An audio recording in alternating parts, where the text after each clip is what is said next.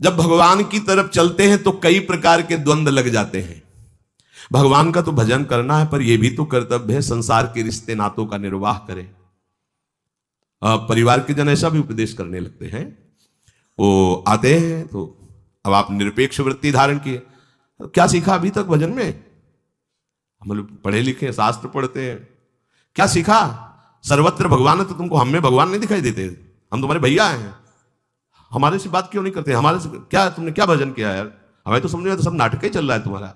अगर भजन किया सब में भगवान, तो हम में तुमको दुश्मन नजर आता है। हमें क्यों भगवान नजर नहीं आते? हमें क्यों नहीं पास बैठने देते? क्यों नहीं बात करते? एक बार पूज्य स्वामी श्री अनंग बोधाश्रम स्वामी जी महाराज, ये सब महिमायुक्त महापुरुष है, प्राय दिगंबर ही रहते थे। इनके पिताजी आए इनसे मिलने के लिए, भाग पड़े, आसन में बैठे थे, उठे भाग पड़े, नहीं मिले। बाद में आए तो संतों ने कहा महाराज आपकी स्थिति तो ऐसी, आपको क्या? उनका नहीं, शास्त्र की आज्ञा है। पुरुष शरीर परिचित जनों से जो सांसारिक राग से हैं, जो मुझे बेटा समझते हैं, जो मुझे सांसारिक संबंध से संबोधन करते हैं, हमारा उनसे कोई संबंध नहीं। अगर ये विरक्त होकर भगवत मार्ग के पथिक होते तो खड़ा होकर इनका आदर करता, लेकिन उसी भाव से ये अपने भाव में रहे तो इनका भी कल्याण हो जाएगा, क्योंकि हम अपने भाव में हैं और इनको मानना है कि मेरा पुत्र है इसलिए इनका कल्याण हो जाएगा। लेकिन यदि हम इस भाव को स्वीकार किया कि हम इनके पुत्र हैं, अब नहीं, इसकी सिद्धि इसी में होती है, इस मार्ग की। अभी प्रकट होकर जा रहे हैं, पीछे भगवान व्यासदेव जी जैसे पिता बुला रहे, श्री सुखदेव जी को एक बार भी मुड़कर पीछे नहीं देखा, एक बार भी मुड़कर के नहीं देखा। यम प्रब्रजेत मनुपेत मपेत कृत्यम द्वैपायनो विरह कातर आजुहाओ पुत्रेति तन्मय तया तरवो भिन्ने दुस्तम सर्वभूत हृदय मुनिमान तोष्मे। हा पुत्र, एक बार भी मुड़कर नहीं देखे। कौन है पिता? भगवान के अवतार श्री व्यासदेव जी। ऐसा निवृत्ति मार्ग एक अलग मार्ग है, इसमें केवल नाते नेह राम के मनियत सुहृद सुसेव्य जहानो, केवल भगवत संबंध से बस। आप वैष्णव हैं, भगवत चिन्हों से युक्त हैं, आप बैठिए चर्चा कीजिए श्री जी की, बस। अन्य संबंध से हमारा नहीं। प्रभु में लगे या अपने कर्तव्यों का पालन करें।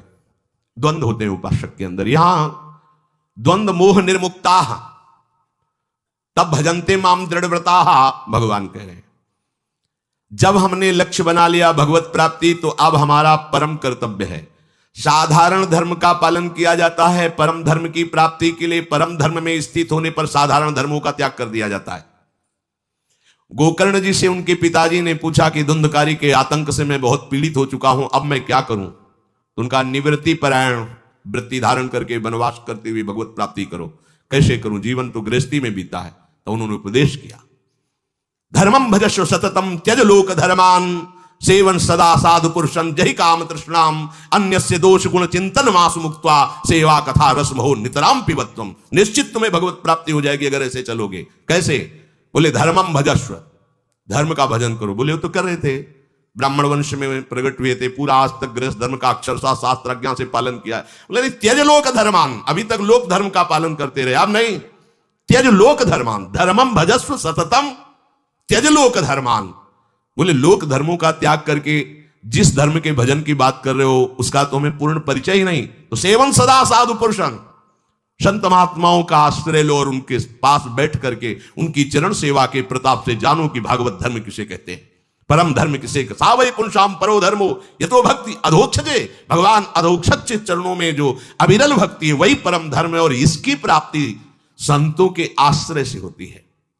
सेवन सदा साधु पुरुषन, साधु पुरुषों के समीप रहने पर भी धोखा हो जाएगा यदि सावधान नहीं रहोगे। दुर्गमो, बड़ा दुर्लभ है संत महात्माओं का सेवन करना।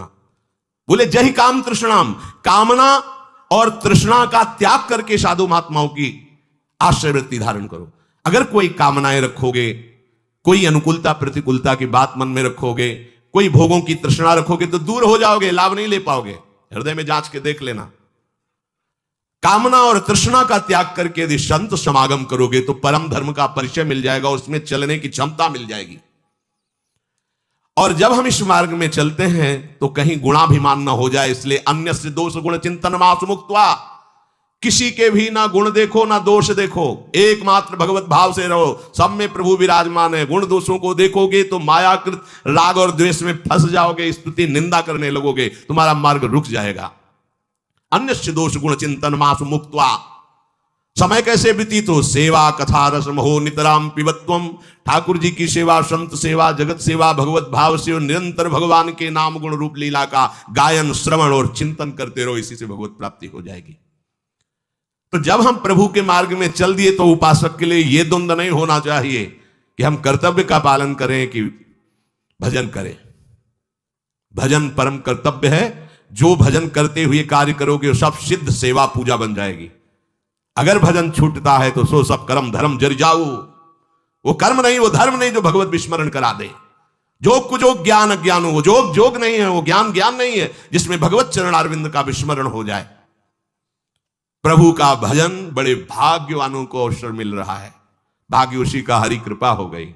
अब ये परम धर्म का त्याग नहीं करना। इसीलिए भगवान स्पष्ट बोले, सर्वधर्मान परित्यज्य माम एकम शरणम व्रज। भगवान कह रहे, तुम्हें भय लगता हो कि पाप लगेगा तो हम त्वं सर्व पापेभ्यो मोक्षयिष्यामि मा शुचा, मैं तुम्हें समस्त पापों से मुक्त करूंगा। ये सब कानून के विधान को बनाने वाले भगवान बोल रहे हैं। सब सिद्धांतों के रचयिता, जिनकी श्वासों से समस्त वेदों का प्रादुर्भाव हुआ, जिनकी चरण रज का आश्रय लेकर बड़े बड़े ब्रह्म ऋषि महात्मा जन भगवत साक्षात्कार के, स्वयं भगवान कह रहे हैं, हम त्वाम सर्व पापेभ्यो मोक्षयिष्यामि मा शुचः। दूसरा द्वंद्व उपस्थित होता है, मैं किसकी उपासना करूं? वैष्णव बनूं, शैव बनूं, शाक्त बनूं, गाणपत्य बनूं, शौर बनूं, क्या करूं? किस संप्रदाय में चलूं? किन भगवान की आराधना करूं? इसकी भी तुम्हें चिंता नहीं करनी। कदम बढ़ाओ, जिस रूप से चाहेंगे आगे आके मिल जाएंगे, हाथ पकड़कर आपको पहुंचा देंगे। अपने जानते भी नहीं थे कि कैसा है वृंदावन, जानते भी नहीं थे श्यामा श्याम की कोई बात, जानते भी नहीं थे कि कोई भी सहचरी भाव है, नहीं सुना ही नहीं था जीवन में। ऐसे पकड़ करके हाथ और स्वयं वो चलाते हुए वहां पहुंचा देंगे जहां तुम्हें पहुंचना है। तुम्हें कोई निर्णय नहीं करना, तुम्हें तो एक ही निर्णय करना है, जीवन भगवान को दे दिया। अब वो जिस रूप में चाहे, जैसे चाहे मेरा स्वीकार करे, तो आगे का मार्ग प्रशस्त हो जाएगा। तीसरा, ये द्वैत मार्ग ठीक है कि अद्वैत मार्ग ठीक है कि विशिष्टाद्वैत, शुद्धाद्वैत, अचिंत्या भेदा भेद, कई तरह के तर्क परमार्थ में भी आगे आते हैं। उपासक को अपने को एक सिद्धांत स्वीकार करना है, मैं प्रभु का हूं, प्रभु मेरे हैं, इसके सिवा कुछ नहीं, निरंतर भजन करना है बस। तुम द्वैत हो तो मिल जाओ, अद्वैत हो तो मिल जाओ, चिंत्या भेद जो भी हो आ जाओ, वो आ जाएंगे। पूरा ज्ञान हो जाएगा आपका, द्वैत क्या, अद्वैत क्या है, अभेद क्या है, भेद क्या, सब अनुभव में आ जाएगा। चौथा, प्रभु की प्राप्ति के लिए भक्ति मार्ग श्रेष्ठ है, ज्ञान मार्ग श्रेष्ठ है कि कर्म मार्ग श्रेष्ठ है कि ध्यान योग श्रेष्ठ है, हठ योग, लय योग, मंत्र, कितने मार्ग हैं, कोई भी द्वंद्व नहीं रहना चाहिए, सब कुछ प्राप्त हो जाएगा। योग मार्ग में कुंडलिनी जागृत सबसे बड़ी उपलब्धि मानी जाती है, फिर उसी के द्वारा सुषुम्ना मार्ग खुलता है और ब्रह्म साक्षात्कार समाधि तक पहुंचता है। नाम जब करते रहो, पता भी नहीं चलेगा कब कुंडलिनी जागृत हो गई। कानपुर में गंगा के किनारे थे तो किसी विशिष्ट पदाधिकारी के साथ एक संत आए थे, वो बहुत प्रचार प्रसार था कि कुंडलिनी जागृत हो गई है ऐसा। तो जब हमारे समीप आए तो प्रणाम भगवत भाव से हुआ, फिर वो ऐसे शुरू हो गए। पूर्व से ऐसा रहा है कि ब्रह्मबोध संपन्न महापुरुषों का आश्रय रहा, इसलिए कभी कहीं आकर्षण नहीं हुआ, कहीं कोई संशय नहीं हुआ। अब वो थोड़ी देर बाद रुके और कहने लगे कि महाराज हमें कुंडलिनी जागृत हो गई। हमने तो प्रश्न ही नहीं किया, वो हमें तो नहीं बोले। ये जो चेष्टा देख करके आपको कुछ आश्चर्य होगा? कोई था, सर्वाश्चर्य प्रभु को देख रहे हैं तो आपकी इस आश्चर्य से क्या होगा? फिर हम कहा जब आपने बोला ही तो आपको बता दें, ये बंद करो साहब। ये बेचारे प्राकृतिक पद के अभिमान वाले या प्राकृतिक भोगों में भोगने वाले, आप इनको बहला फुसला करके अपना जीवन नष्ट कर रहे हो, कुछ नहीं है। कुंडलिनी जागृत का मतलब खोपड़ी हिलाना नहीं है, ये करना नहीं। कुंडलिनी कोई वैसा नहीं, कोई भूत का आवेश आता है नहीं, उसमें दशा होती है। अगर योग मार्ग से कुंडलिनी जागृत हुई तो पहले अखंड ब्रह्मचारी, प्राणवायु का संशोधन और पद्मासन सिद्ध, पृथ्वी से कम 1 बीता ऊंचे आसन सिद्ध उसे माना जाता है। पृथ्वी में उसका नीचे का हिस्सा टिकेगा नहीं, 1 बीता ऊंचा है। अब कुंडलिनी जागृत, कुछ नहीं, आराम से लेटे लेटे कुंडलिनी जागृत हो जाए। राधा राधा राधा राधा। जितनी दिव्य शक्तियां योग में है वो सब बिना किसी श्रम के भगवान नाम जप करने वाले के हृदय में जागृत हो जाती है। अपने स्वरूप का बोध जो बहुत कठिन है, क्योंकि देह राग छोड़ना कठिन है, सहज में हो जाता है। प्रभु को सम्यक रूप से जाना ही केवल भक्ति भाव से जाना जाता है। जब हम उनका आश्रय लेकर नाम जप करेंगे, सब अपना परिचय दे देंगे। हमें किसी भी द्वंद्व में नहीं फंसना। हमें बस एक निश्चय रखना है कि हम एक भी श्वास खाली नहीं जाने देंगे, भजन का अंतराय नहीं होने देंगे। प्रभु के सिवा हमारा कोई नहीं है। प्रभु हमारे जीवन धन है, सब कुछ प्राप्त हो जाएगा। मान लीजिए सम्यक ज्ञान जागृत हो जाता है। सम्यक ज्ञान, जिधर वृत्ति जाएगी उधर पूरा का पूरा पर्दाफाश हो जाएगा, क्योंकि आपके अंदर अध्यात्म पावर जागृत हो चुका है। भगवत प्राप्ति का लक्ष्य निरंतर भजन, वो बड़ी दिव्यता है। इस बात में बड़ी दिव्यता है। पांचवा, जब हम भजन मार्ग में चलते हैं तो लोग हमारी बुराई करते हैं, उपहास करते हैं, निंदा करते हैं, तिरस्कार। तो भजन इसीलिए शुरू किया था कि सबको आपको प्रणाम करें, भजनानंदी कहें, आपको बहुत बड़ा माने, इसलिए आप भजन शुरू किए थे क्या? ये द्वंद्व नहीं होना चाहिए। भजन मार्ग में हम चल रहे हैं, हमारा कोई उपहास करेगा, पक्का करेगा ही, क्योंकि यही प्रोसेस है। बिना इसके आप परिपक्व नहीं हो सकते। आवे में मटकी को रखा ही जाएगा, तभी वो कोई द्रवित पदार्थ रखने की क्षमता रख पाएगी।